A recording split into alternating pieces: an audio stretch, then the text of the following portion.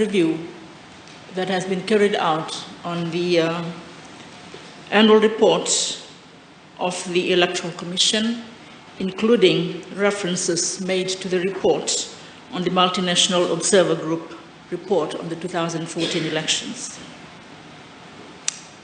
We note that the annual report of the Electoral Commission was tabled in the House in 2016. It is now 2021. It has been over 4 years since the report was tabled in the House, and two separate committees of the Justice, Law and Human Rights have both reviewed the report. The annual report of the Electoral Commission and its recommendations, Mr. Speaker, sir, have a large bearing on how Fiji can be truly governed democratically, as it is the relevant provisions of the Constitution, the electoral laws and regulations that determines who wins the general elections in Fiji. We have had 2 general elections, and it is unfortunate that this side of the House hold strong views that both elections were rigged. All opposition parties have made submissions to the Justice, Law and Human Rights Committee, as well as to the Electoral Commission on a number of occasions. Our efforts, Mr. Speaker, sir, to the Court of Disputed Returns, with 8 witnesses to provide evidence of the rigging of the election, had to be withdrawn because 6 key witnesses were declared to be persons of interest. On that ground, sir, we ask, who is not a person of interest in a general election? Who is not a person of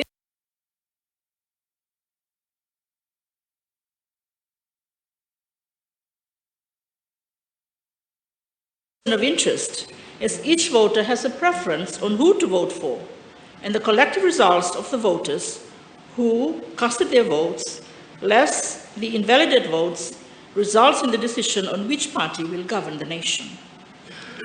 Well, the Constitution of the Republic of Fiji Islands 2013 further mandates that the Court of Disputed Returns decision cannot be further challenged in another court of law. So that was the end of our strenuous efforts to seek justice with the Court of Disputed Return, Mr. Speaker, sir.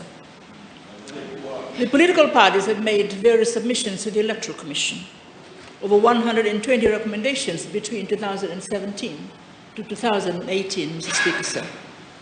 Out of the 120 recommendations, less than 10 recommendations have been approved.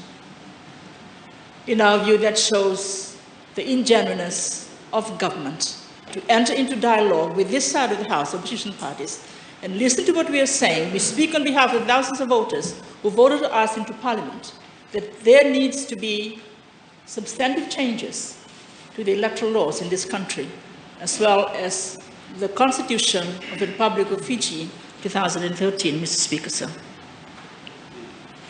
We wholeheartedly share the intent of the 2 reports and anticipate serious and sincere dialogue and active cooperation with the Fiji First Government, the Fiji Electoral Commission, and the Elections Office in the implementation of these recommendations, sir. The changes required in Fiji, Mr. Speaker, sir, can only be achieved through genuine dialogue and trust between stakeholders in a process that includes the people of Fiji, the civil society, the Fiji media, and all those who can assist the elections process in Fiji. The obligations or challenges to initiate necessary changes rest on the Electoral Commission. The EC chairman has assured the opposition political parties initially that it will do its best to bring about changes needed to ensure a free and fair election under the law. However, those words were watered down that the EC will only implement the laws as it is and not the law as it ought to be. This is the thrust of our submission, sir. The opposition parties would like to enter into dialogue with the government to consider the review of the electoral laws so that the election can be held or can be held in this country and considered free and fair, sir. The Electoral Commission 2014 report said the changes it recommended should have been, with assistance of donor partners, completed by mid-2016. However, the 2014 elections terms had lapsed, and new commissioners were appointed in early 2017. To date, we still not have seen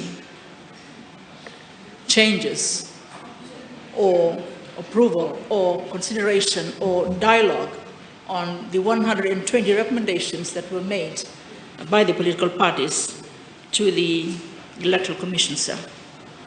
As Fiji moves forward, it is the prayer of the opposition parties that the country and all its citizens will find a workable electoral process that will ensure the genuine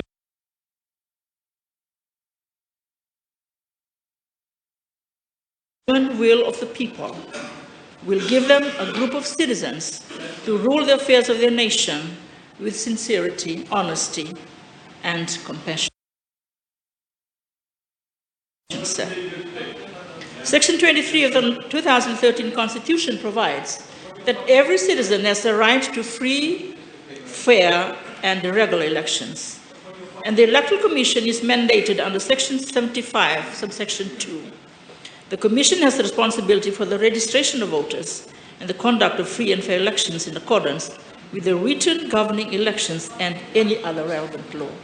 Those words, Mr. Speaker, sir, in accordance with the written law governing elections, has largely prevented the Electoral Commission from taking up recommendations that they have received to government, so that government, through cabinet, can consider the changes that we are recommending, and the changes are made to the electoral laws of this country.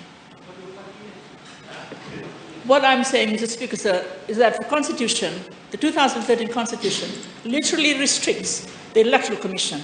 Even though we are telling the Electoral Commission, you have the right, you have the responsibility to ensure a free and fair election, and you can make submissions for the changes in the law.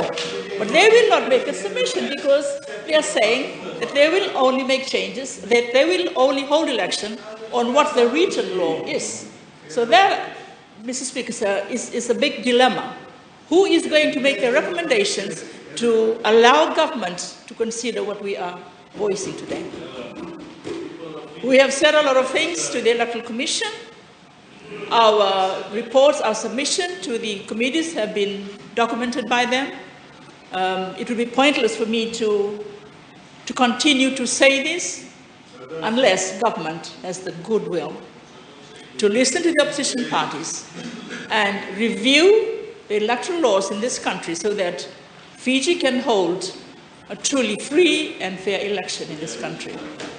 We support, sir, the recommendations in the two reports. The Multinational Observer Group and the Electoral Commission, the first Electoral Commission that was appointed before the first election in 2013. Thank you, sir.